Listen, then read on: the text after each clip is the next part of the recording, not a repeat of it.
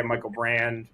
Do kind of well, thanks everybody for tuning into this week's episode of Entrepreneurial Impact. We've got a special guest today, Michael Brand, who serves as the leader for 4 different brokerage operations between New Jersey, New York, and Connecticut. And I've had in my leadership journey, my relationship building and being able to learn from him in some of the rooms that I've had at the regional director role has been really awesome to see his insights and building that relationship with some of my networks and relationships through the future of real estate community. So I'm really excited to have Michael on today, because the one thing that's always stood out from my perspective in those rooms with him has been his ability to deliver on leadership in tough times while still inspiring hope for the future. So I wanted to give this over to you, Michael, and kind of do hey, what's been your journey through entrepreneurship? And then that specific piece of leadership in hard times to give people future hope. So, tell us about yourself, Michael. Where'd you start? How'd you get to where you're at today? Awesome. Well, thank you. Great to be here, guys. Thanks for inviting me. I got into real estate in college. I turned 18, got my real estate license, did it part-time through college in the summers in open houses, and then finished college and came in full-time. So this 2025 marks 30 years in the business. And it's been an interesting journey. So I spent 12 years with a traditional company. Then I came across KW and actually moved from New Jersey to Massachusetts. I moved 3 states in order to satisfy my non-compete that I had with my previous company. That's commitment right there. Yeah. Me and my wife got into a car, packed it up, and moved to Massachusetts for 2 years. And that non-compete was up. I moved back to New Jersey. And at that time, New Jersey, the tri-state had 1,800 agents in it. And after launching 3 market centers as a team leader, they asked me to serve in a regional role. So from the time I got back to New York tri-state in 2009, I helped grow the region from 1,800 to 11,000. So went from roughly 18 market centers to 44 market centers, and just stepped down from that last October. So I'm a year stepped out of the regional role. So as we talk about tough times, part of the reason I stepped down from the role was to spend more time on the businesses that I own. I saw my agents having fear, and at that time they probably saw me 20% of the week at best because I was doing a lot of the regional stuff. And I said, no, this is my chance to roll up my sleeves, get down and dirty, get back in the trenches with my people, and help make sure I could lead them through these crazy times we're going through. Well, first off, Michael, I'm going to commend you because you also have a great head of hair. So through all those stresses and changes, you kept your hair, which is just impressive coming from the bald guy at 36. So, well, I tell people, Joe, I used to be 6'4" and blonde, and now I'm 5'9" with this. So it has its own impact on all of us. Oh my goodness! I love when people say, "Really?" No, it's a joke. Come on. Well, I think it's I really want to. I appreciate that journey story so people understand hey, it's not always sunshine and rainbows, and that sometimes leadership requires getting back into the field, which is what I admire about it. I think a lot of our leaders are saying, hey, we can no longer be in the ivory tower upon high and actually show leadership is coming side by side with people. So when you you talked about some of the fear and some of the piece that relationships matter, what was the first thing that you did? You're hey, I kind of consolidated my time, really wanted to make an impact on what made sense for my direct businesses that I own. What was the first thing that you did once you made those choices and got back on the ground with your people? Well, if I go back to March of 2020, that's kind of where I started changing the way I operate. When our state got shut down and we were sent home, March 19th, I think it was, I went to a daily call. So every day for 2.5 months, I did a daily call with my people. The changes during COVID, how we need to lead through COVID, what we need to do to operate to still be successful. And in those daily calls, people still go back and watch those videos because I had guests on, I had trainings going. I just been the way we did it. Coming out of that, I transitioned that from daily to weekly, and I still do that today. So to me, part of the important thing about leading through times like this is every Mondays with Michael, is 10:30 to 11 o'clock every Monday. I teach a live class every Monday. I've got 3 mastermind sessions every week with different levels of production. So that way I'm constantly every week seeing what my top people are struggling with. The challenges of the mid-level people, the challenges of the newer people.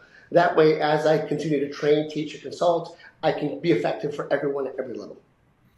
So people listening, what I heard was two things. Is one, frequency of communication, right? That like there's actually a cadence behind it, because those of us that know in real leadership roles, we hear ourselves talk all the time. We think like, oh, everybody's heard me, but it's actually that consistent voice. And then number two, what I heard you talk about was actually staying market of the moment. Now I don't want to use that buzzword, but you're like, hey, the reason that I'm with my people as much as I can is I'm getting live feedback from people in the field. I'm able to use my skill set as a leader to digest what they're telling me and then actually synthesize that as a strategy and then actionable items I can give back to people that might not be thinking through that because they're in the weeds day to day. Without a doubt, last October I saw what was coming with this buyer brokerage stuff, and starting last October I started teaching every week a buyer agency class and buyer script class. We changed our policies to make buyer agency agreements mandatory 9 months before the state made their change. So when the state going up to the state change, all my competitors were losing their minds, and my agents were like, "We're cool, we're good. We've been doing this for 9 months. We're not worried." So some of my best recruiting appointments this year have been agents from other companies that would come and say, "Hey, listen, we hear you're teaching buyer agency stuff. Our brokerage isn't telling us anything. Can we hear what you're teaching?" So by getting ahead of it by 9 months helped give us a competitive edge. And with that, we had to create our own buyer consultations. We created our own buyer agency agreement before the state had one. So we had to create a lot of our own tools and resources. And what we're doing right now is doing the same thing on the seller side in order to help educate our agents on how we can do that much better. Because I do think we're at a time where smart agents with a good consultation can increase our average commission per side as long as you're showing the value. In the absence of value, it's about cost.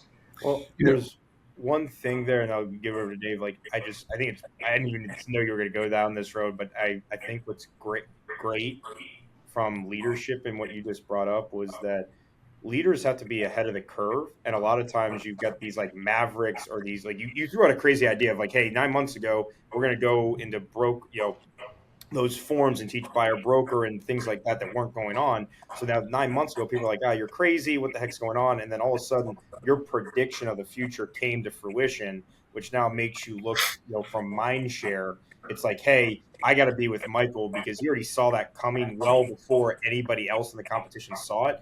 Now they might have thought you were crazy at the time, but your bet showed up. So now it shows thought leadership inside the industry, which then creates name recognition of like attraction of market share too, which I think is brilliant right now in how you actually grow a market or broker. And Joe, it's interesting. Back January, February, I had agents annoyed with me. I can't believe you're doing this. No other brokers requiring this. We're not going to be able to get the buyer relationships. They're going to go to other brokerages because other brokerages aren't requiring them to sign this. I said, trust me, you want to get good at this. And come July, when the governor announced the new law going into effect August 1st, those same agents came and said, man, thank you. Thank you for not listening to me. Thank you for being tough on me. Thank you for pushing me. Because I'm going up against other agents that have no idea what they're doing, and I'm good. I'm good.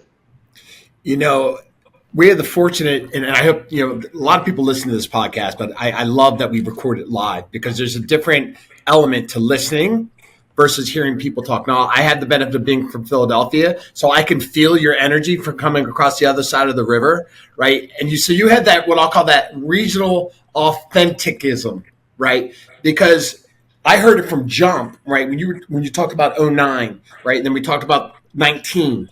And now we're talking about the challenges or changes, or not challenges, changes that we were looking at this. And your mindset went instantly to action, right? Providing leadership, and it's authentic, right? So you led with hope and you led with action. How do you show up that way? Because I think showing up matters, not just like providing education and awareness, but how you receive the information, how you present the information provides hope to your people. And that's a skill that's necessary, but for some people comes incredibly natural. So how does that happen, and how do you prep yourself when you're presenting change like that? Well, I'll tell you, I'm a low C, so I do not have a high attention to detail. I'm a people person, I'm a driver. So I actually schedule about 45 minutes a day to just research. What's going on, what articles can I find, what numbers can I research. When they were talking about the change, I woke up one day in the shower and said, wait, I need to understand how commissions to the buyer broker impacts the average selling price. So I spent an hour one day doing research and came up with incredible statistics that helped my agents get through some of those times. So I think one of the things I do most importantly is the days where I wake up and exercise, I'm able to show up in a very different way than days when I don't wake up and exercise. So today I knew I had a bunch of back-to-backs in this. So I'm at a point to wake up an extra 2 hours early. I woke up at 4:30, did some additional research, got to the gym a little bit earlier, make sure I ate a good breakfast in order to make sure I'm able to deliver my energy all day long. Because that's what happens to me, David, is there comes a point if I'm not doing that, by 3 o'clock, I go like this. And my ability to show up for my people is tough. I mean, people that know me know by 3 o'clock on a Friday, I need a tow truck to get myself up and keep going because I'm giving everything I've got as much as I can, day by day, week by week. So. Well, right. So what I heard you say there is like you got to take care of yourself first. Like you could be okay in your mind to show up, but that doesn't always come across publicly if we're not okay. Without a doubt, and a lot of people realized during COVID and the year or two after COVID, where people were hard on themselves and difficult on themselves. And I've seen more mental stress on people and emotional stress on people this last couple of years. And Tony Robbins, I'm doing UPW again this month. That activity drives the kinetics in the brain that make you fire a whole different way. So I've never met anyone that exercised and took care of themselves that were unsuccessful. It's kind of interesting like that. It kind of goes hand in hand. That's awesome.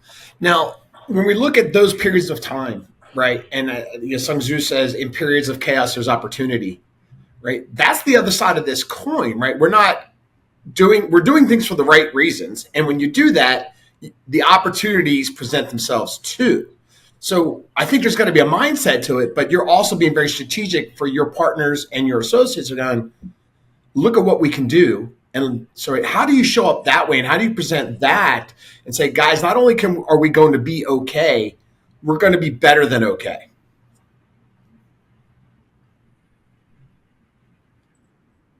I was going to say, it's, how do you not just kind of verbalize and say, we're going to be okay, and you show up saying it, but how do you say, we're going to be okay, and we're going to be better than okay? Well, it's an interesting question because by nature, I'm a very highly optimistic person. So I've got to be careful how optimistic I come off because sometimes I could be like a pie in the sky type of thing where people are like, oh, you're just overly optimistic here. So I kind of have to balance that to some degree. But, last week in our meeting when I said, I'm excited because I think moving forward, realtors will make more money per transaction as long as they can show their value. I saw a lot of heads nodding and people kind of agreeing, over the last 25 years, it has not been under our control. The dollars just went from X percent to Y percent to Z percent and changed each and every year when we had no control. So, there's always challenge, there's always change. And I think the people that are successful at times like this are the ones that simplify it, remove the fear. And part of removing the fear is making sure we're over communicating with our people. And people know. I just had me with an agent this morning. He's like, I know how busy you are. Thanks so much for giving me an hour this morning. And I think by being able to give your time to your people and let them know that you're not concerned helps them be less concerned as well. Now, I freak out at night when I'm all by myself, but when I'm in front of the it's funny. I mean, as big brokers, we get sued, right? I mean, it just happens. You can't avoid it. And I had this new admin who used to be paralegal, and I heard I was getting a lawsuit come my way, and he goes into the court system. He's like, hey, do you mind if I check your jacket? I said, sure, feel free to check my jacket. He goes, you're a very popular guy. Jokingly with how many things he's seen me associated with. And so people that know that deal with that stuff often ask, how the heck do you keep showing up like this in the midst of all of that? And I say, I've got roughly 1,600 mouths to feed. If you take my agents with their spouses and their kids, and I've got 1,600 to 2,400 people to worry about each and every day. So when I wake up, I say, what do I need to do today to positively impact my people, to make sure their kids are being fed, to make sure their kids are going to college, to make sure their kids have every opportunity they can possibly get. So again, I'm tuned into that each and every day, which keeps me moving. What I heard you on that one, what I think is really cool for everybody listening is like when I hear those stories and those specific humans, that Michael's concerned about, I hear two things in leadership: is one is strength and one is hope. Like you, at this point in time, like I think people are looking for strength from their leaders of like confidence and a path forward that we will, like, this too shall pass. And at the same point, what's the hope? And so if you were to like, so Michael, if as we're getting, I'm going to land this one. What's your advice to people around having strength and confidence and tying that with hope for people of the future? First of all, ignore the media. Put on blinders. Don't worry about what anybody else is doing. You know, focus on what you're doing. Because at times like this, a large percentage of the people put their heads in the sand and wait for it to pass, hoping it's burned on the other side. So for the people that take action today and do something, you're going to be exponentially ahead of everybody else. And we've seen the number of real estate transactions are the lowest they've ever been, in over 30 years, according to Lawrence Yun and the numbers. Yeah. However, what people don't realize, the number of agents actively participating in a transaction is also at its all-time low. So your opportunity on transactions per side is the best it could ever be. So I think at times of challenge, times of change, what do they say, Joe? Change is inevitable, choice is optional, something like that. I'm never good with quoting quotes. We have a choice to embrace it and go after it. And I think markets like this is where wealth is created for people that want to roll up their sleeves, get into it, and take action. So just get out and do it.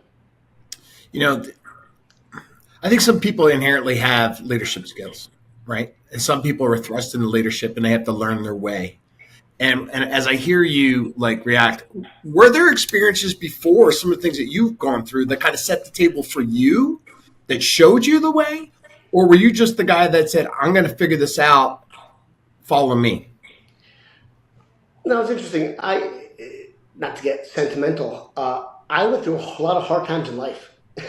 From born, the doctor said he may never walk, to, oh, wow, he's walking, he may never play sports, to having a skin rash over 90% of my body, to growing up with a poor family. I remember being on food stamps in the 1980s, and my parents always buying a house with a stove, a wood-burning stove or a fireplace. For when that inevitable day came in the winter and they couldn't pay for the oil bill, we could camp out in the living room and have heat. So I saw a lot of that adversity. And I'd say one of the best things that ever happened was we moved to New Jersey back in 1986. My mother had a horrible experience with her real estate agent. And she said, if this person can do it, so can I. So we went from a family of 6 on an income of $40,000 a year in 1986. By 1991, we were a family of 6 making $140,000 a year because of what real estate can do for people. So when it comes to leading, after what I experienced in life, I've fallen in love with the fact that real estate is one of those industries that can change someone's demographic position in life. My parents got married in high school. My father was a junior in high school. Their second grandkid is just graduating Georgetown this year. So to go from barely graduating high school to graduating Georgetown is a testament to the real estate industry. So I think my big why is I wake up every day saying, how can I help impact other people to change their demographic positions in life and give a whole new level of opportunities to them and their kids. And that's kind of where, overcoming those challenges early in life, you might ask, why is this happening to me? It grew me for being a leader because there's nothing so tough that we can't get over. When you were saying that story, the quote that came to my mind was, tough times make tough people make easy times make weak people. And then when you have weak people, it causes tough time. And the only constant that you have in there is the tough people, the gritty people that are willing to work through it and figure out the opportunity inside of a shitstorm are the ones that end up learning. They end up having confidence. They understand how to get through something. And I think right now it's a matter of resilience and belief in oneself. And I think if our people can hear from other examples like your story of what you came from, you didn't have a golden spoon, you figure it out.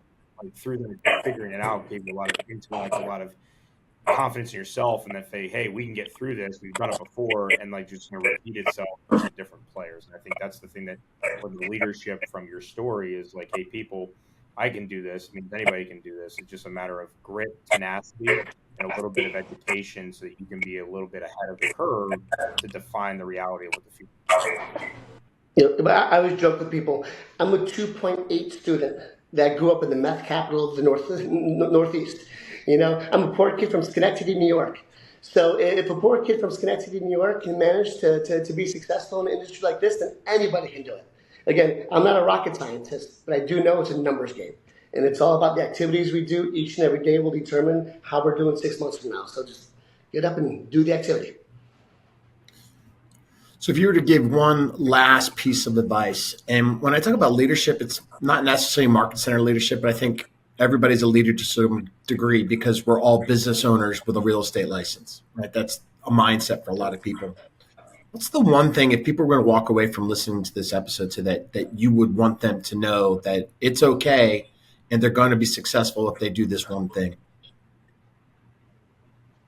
I'll go back to my very first day on the job. Pick up the darn phone. Plain and simple. Plain and simple. You pick up the darn phone. My first mentor said, the more calls you make out, the more calls you get back. So I don't care if you're an agent, call your sphere. If you're a leader, call your agents. Call your vendors. Just pick up the phone. There's not a single problem we have in life that one well-priced, well-marketed listing can't fix. There's no problem in life with our market centers that one new great capper can't fix. So again, agents have listings, we have cappers. It's one and the same. But if you want to make sure you're going to be okay 6 months from now, pick up the darn phone and everything else takes care of itself. It never surprises me as much as I ask that question in different ways, but the answer is relatively almost always the same when it comes to business. Pick up the phone. Yep. That's it. Good stuff. We're people business. The more face-to-face, belly-to-belly, and mouth-to-ear you do, everything else takes care of itself. Gary says it. He went through 4 years at Baylor University with a real estate degree, and nowhere did anyone ever say the word lead generation. I went to my first mega camp in 2006. I got this guy in black saying lead generation. Yeah, it's not super hard. You just pick up the phone and make a contact. Well, Michael, I just want to say thank you for your time today. I think for those listeners that tuned in, just taking away, have confidence and strength in your belief system, go out and figure out what other people need to be doing and go take action. But the one thing I'm hearing from the instilling of support and confidence in your people is giving them a path forward and saying, you can do this, I've done it, and this is how you take action so that you can define the future as opposed to being a passenger in your success. So, yeah, Joe, change creates fear. Fear creates paralysis. The only way to move past either of those things is taking action to keep your body moving. So with that final piece of taking action, if you're looking to grow your business in Connecticut, New Jersey, or New York, take action and go ahead and join Michael's brokerages. And for Action for Entrepreneurial Impact, give us a like, give us a follow, and tune in to next week's episode where we got another great entrepreneur telling their story.